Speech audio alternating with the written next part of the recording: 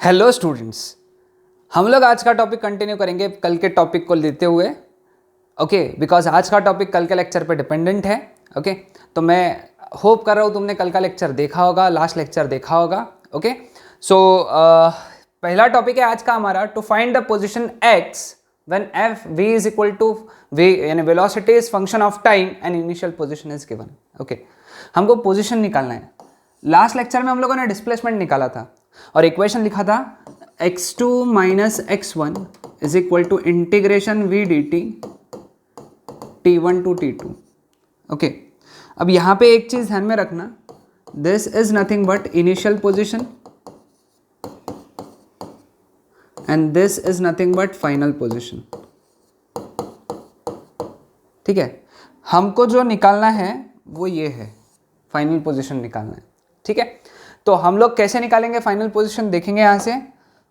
तो will write down the formula, minus x1 उधर चला जाएगा तो therefore x2 will become integration v dt from t1 to t2 plus x1। याद रखो अच्छे से, ये फॉर्मूला नोट डाउन करके रखो, बिकॉज ये फॉर्मूला नेक्स्ट जो प्रॉब्लम लेंगे हम लोग इसके ऊपर एक न्यूमेरिकल लेंगे उसमें काम में आएगा। ठीक है, क्लियर विद दिस? सभी ने नोट डाउन कर लिया? ओके, तो चलो फिर नेक्स्ट प्रॉब्लम पे चलते हैं हम लोग। v is equal to twice t, initially particle is 2 metre from origin on the negative axis, find its position after t is equal to 3 seconds. Okay, अब इस इक्वेशन में इस क्वेश्चन में x1 दिया हुआ है कितना, 2 metre from origin on the negative axis. Okay, so x1 कितना लेंगे, -2 मीटर। समझ में है सबको? -2 क्यों लिखा है, because it is on the negative axis, है ना। बाकी फॉर्मूला सिंपल लगाना है हमको, x2 is equal to integration t1 to t2 v dt प्लस x1, है ना। अभी देखा हम लोगों ने, therefore x2 is equal to integration after 3 seconds, मतलब 0 to 3, समझे, 0 to 3। v का इक्वेशन क्या है, twice T d t plus x1 कितना है, -2। ठीक है, इसको ब्रैकेट करना पड़ेगा बिकॉज ये अलग है और ये इसमें मिक्स नहीं करना है, नहीं तो बहुत से बार बच्चे मिक्स कर देते हैं। 2 इंटीग्रेशन के बाहर, इंटीग्रेशन में क्या बचा, integration 0 to 3 t d t -2, क्योंकि plus minus become minus. What is integration t d t, integration t d t is t²/2 0 to 3 क्या आएगा, -2। Therefore x2 is equal to 2। पहले सब्स्टिट्यूट किया, upper limit 3²/2 -0²/2 -2। Therefore x2 is equal to 2 into 3²/2 is 9/2 -2, 2 cancel, therefore x2 is equal to 9 - 2, therefore x2 is equal to 7 metre. एकदम आसान question था, है ना। बस सिंपली वैल्यू सब्स्टिट्यूट करने थे और आंसर निकालने थे। ठीक है, आया सबको ध्यान में एग्जाम्पल? ओके, हाँ, अब है हमारा next part, particle stops and reverse its direction. ठीक है, कॉन्सेप्ट क्या है इसमें पहले मैं बता देता हूँ। सपोज एक इक्वेशन दिया है, v is equal to t-2। Okay, v is equal to t-2। Okay, अब ये सपोज ये जो इंसान है ये रास्ते पे चल रहा है जिसका velocity v is equal to t-2 दिया हुआ है। ठीक है, मैं यहाँ पे है ना टाइम लिखते जाऊँगा और वेलोसिटी का वैल्यू लिखते जाऊँगा। ओके, टाइम जब 0 है, ओके, टाइम जब 0 है तो उसकी वेलोसिटी अलग कलर से लिखेंगे, उसकी वेलोसिटी है -2। ओके, इसको +2 लिख देते, नहीं ठीक है, -2 लिख देंगे उसको, -2। तो उसकी वेलोसिटी -2 है, यानी उसकी वेलोसिटी नेगेटिव डायरेक्शन में। ठीक है, फिर टाइम जब 1 हुआ, 1 सेकेंड बाद में, है ना, इधर आ रहा ना, वो इधर आ रहा है, थोड़ा सा इसको इधर बना लेंगे हम लोग। ठीक है, टाइम जब 1 हो गया तो उसकी वेलोसिटी -1 हो गई, -1 होगी, यानी अभी भी इधर ही है, निगेटिव में कम हो गई, निगेटिव में ही है, ठीक है। अब जब टाइम 2 हो गया तो उस बंदे की वेलोसिटी 0 हो गई,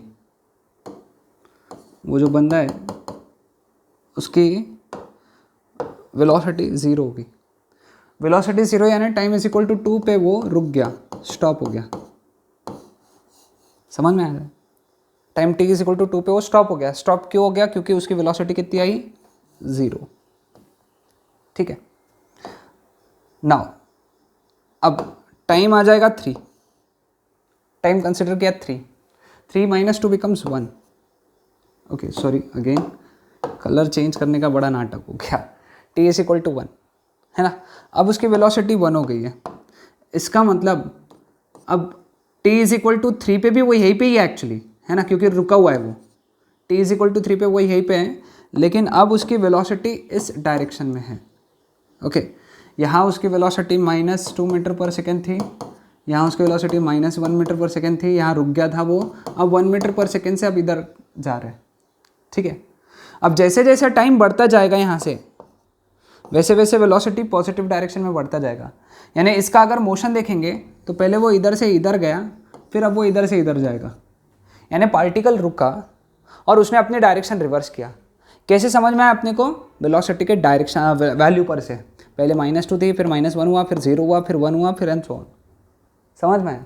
सो अपना टॉपिक क्या है आज का भी जो हम लोग पढ़ रहे हैं? Particle stops and reverse its direction. Okay, are we clear with this? Particle रुकता है और अपनी डायरेक्शन रिवर्स करता है। Again I will repeat, particle जब रुकता है तब वो अपनी डायरेक्शन रिवर्स कर रहा है। यहाँ पे कैसे पता चल रहा है हमको वो रिवर्स कर रहा है? वेलोसिटी के वैल्यूज़ पर से। देखो -2, -1, 0, 1, 2 एंड सो ऑन, ठीक है। तो पहले निगेटिव थे वेलोसिटी, फिर 0 हुई, फिर पॉजिटिव है। इसका मतलब क्या है? पार्टिकल रुकेगा और अपने डायरेक्शन रिवर्स करेगा। अब यहाँ पे सबसे इम्पॉर्टेंट हम लोगों को 2 फॉर्मूलेज लिखने हैं। ओके, सबसे पहला फॉर्मूला है डिस्प्लेसमेंट का। ओके, डिस्प्लेसमेंट तो पॉजिटिव निगेटिव के विदाउट होता है ना। तो डिस्प्लेसमेंट का सिंपल इक्वेशन है 0 to t vdt। ये हम लोग ऑलरेडी पढ़ चुके हैं, है ना, कल के लेक्चर में पढ़ चुके हैं हम लोग, ठीक है। ओके, वेयर पार्टिकल का मोशन हो रहा है 0 to t सेकेंड्स में। ओके, लेटर से पार्टिकल स्टॉप्स एट, यहाँ पे दिया हुआ है particle stops at t0, particle t0 पे रुक रहा है। तो अब उस केस में ओके, उस केस में डिस्टेंस अलग हो जाएगा। अब डिस्टेंस निकालना है यहाँ पे, डिस्टेंस। ओके, तो डिस्टेंस का फॉर्मूला क्या रहेगा?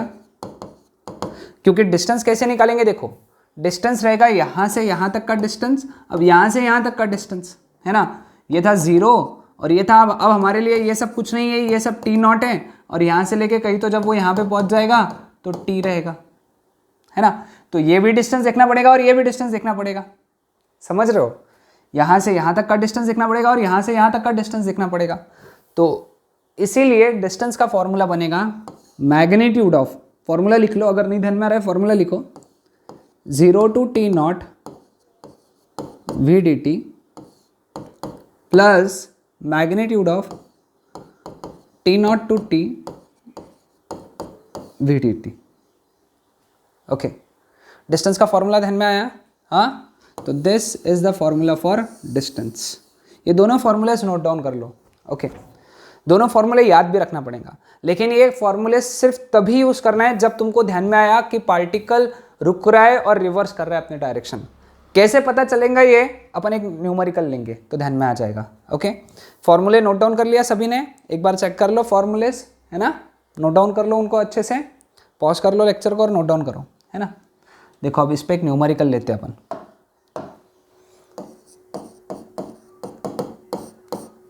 v is equal to t-3 दिया हुआ है, find distance and displacement in first 5 seconds. तो अब यहां से ध्यान में आ रहा है कि v0 जब होगा, v0 कब होगा? जब t इज इक्वल टू 3 होगा, है ना। तो v0 कब होगा? यानी particle will stop at t is equal to 3 second, है ना।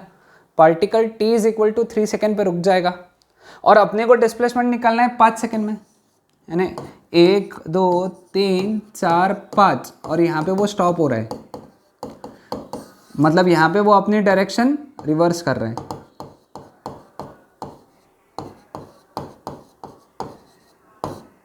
है ना, वो अपनी डायरेक्शन रिवर्स कर रहे हैं। पहले क्या निकालना है? डिस्टेंस। ओके, तो ठीक है, डिस्टेंस निकाल लेंगे हम लोग। डिस्टेंस का फॉर्मूला क्या आएगा? Magnitude of integration 0 to t naught v d t plus magnitude of integration t naught to t v d t. पहले फॉर्मूला लिख लेना चाहिए अगर तुमको प्रैक्टिस नहीं है तो, ठीक है। अब ये हमारा हो गया t नॉट है ना, और ये हो गया t। तो पहला इक्वेशन क्या आएगा? Magnitude of integration 0 to t naught कितना है? 3, v का वैल्यू कितना है? t minus 3 dt। समझे? v की जगह वैल्यू डाला। सेम इंटीग्रेशन, अब t नॉट कितना है? 3 और t कितना है? 5 v dt, मतलब t माइनस 3 dt। ठीक है, समझ पाए? अब इसका इंटीग्रेशन लेना है। अभी इंटीग्रेशन, पहले t का इंटीग्रेशन क्या आएगा? पहले वाले t का integration t square by 2 minus 3 का इंटीग्रेशन क्या आएगा? 3 dt, है ना, ये t dt था, फिर 3 dt, 3 dt का इंटीग्रेशन है 3t, है ना। कैसे आएगा 3 dt का इंटीग्रेशन? 3t, 3 इंटीग्रेशन के बाहर integration dt, what is integration dt? 3t। Limits है 0 टू 3 मैग्नीट्यूड में, हाँ मैग्नीट्यूड लगाना भूलो मत। वापस से इसका इंटीग्रेशन उतना ही आएगा, t square by 2 minus 3t, limits है 3 टू 5। ठीक है, अब सबसे पहले क्या सब्सटीट्यूट करेंगे? Upper limit. Upper limit substitute किया, 3 square by 2 minus 3 into 3। Lower limit substitute करेंगे तो 0 ही आ जाएगा। लोअर लिमिट सब्सटीट्यूट करेंगे तो 0 ही आएगा, मैं उसको सॉल्व नहीं करूँगा, ये मैग्नीट्यूड बन गया। आराम आराम से सॉल्व करना पड़ेगा, एक एक स्टेप, है ना। अब यहाँ पे सब्सटीट्यूट करेंगे। पहले अपर लिमिट 5 का स्क्वायर यानी 25/2 माइनस t के जगह 5 डाला, 3 इंटू 5 15 माइनस, फिर सब्सटीट्यूट किया लोअर लिमिट, कितना आएगा? 3 स्क्वायर, है ना, t के जगह 3 डालना पड़ेगा, t के जगह 3 यानी 9/2 माइनस 3 इंटू 3 मैग्नीट्यूड। ठीक है, अभी देखो इसको सॉल्व करते हैं। ये 9/2 माइनस 9 प्लस 25/2 माइनस 15 कितना होता है? 2 15 30, 25 यानी माइनस 5/2 माइनस ये कितना आएगा? 2 9 18, तो माइनस 9/2। समझ रहे हो ये चीज़? सॉल्विंग है, सिंपल मैथमेटिक्स का सॉल्विंग है, एक एक स्टेप तुम सॉल्व करते चलो धीरे धीरे धीरे, है ना। तो ये हो गया माइनस 9/2 मैग्नीट्यूड में, और ये हो गया माइनस माइनस प्लस यानी 9/2 माइनस 5/2। माइनस माइनस प्लस हो गया तो पहले लिखा, माइनस 5/2 बाद में लिखा। तो ये कितना हो गया? Magnitude of minus 9/2 is 9/2 plus 9/2 minus 5/2 कितना हो गया? 4/2। तो ये बन गया 13/2, मतलब आंसर आ गया 6.5 मीटर। ओके, समझ में आया सबको? तो आंसर कितना है उसका? 6.5 मीटर। Clear with this? तो ये सब स्टेप्स करे हम लोगों ने क्या निकालने के लिए? डिस्टेंस। डिस्प्लेसमेंट निकालने के लिए, डिस्प्लेसमेंट निकालने के लिए सीधा फॉर्मूला है हमारे पास में,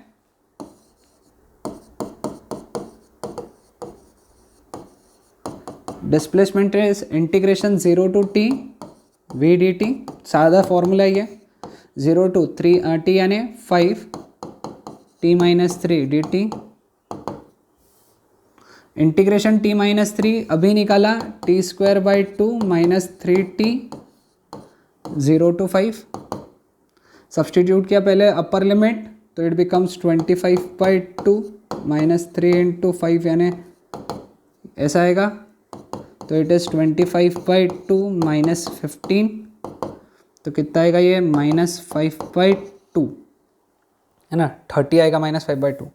तो डिस्प्लेसमेंट हो गया -2.5 मीटर। समझे सब लोग? ध्यान में आया सबको? डिस्प्लेसमेंट कितना है? -2.5 मीटर। स्टेप से एक बार चेक कर लेंगे। It is 25/2 minus 3 into 5 15, 25/2 minus 15, 2 5 30, 25 minus 30 minus 5 -5/2 minus 2.5 metre. ये हो गया डिस्प्लेसमेंट। डिस्टेंस कितना आया था? 6.5 मीटर। एक बात ध्यान में रखना, ये हमेशा पॉजिटिव ही रहेगा, हमेशा पॉजिटिव रहेगा। डिस्टेंस हमेशा पॉजिटिव होता है, डिस्प्लेसमेंट पॉजिटिव नेगेटिव जीरो कुछ भी आ सकता है। ओके, प्रॉब्लम बहुत लंबा था, एक एक स्टेप सॉल्व करके समझ के लो। ओके, हाँ। Next, to find average velocity when v is given as function of time. Okay, average velocity, पहले फॉर्मूला लिख लेंगे हम लोग, है ना। एवरेज वेलोसिटी का फॉर्मूला क्या है? Displacement upon time. Therefore, average velocity, displacement कितना आता है? Integration 0 to t vdt upon time कितना लेंगे? Integration dt 0 to t। ये एक फॉर्मूला हो गया जब 0 टू t का टाइमिंग है।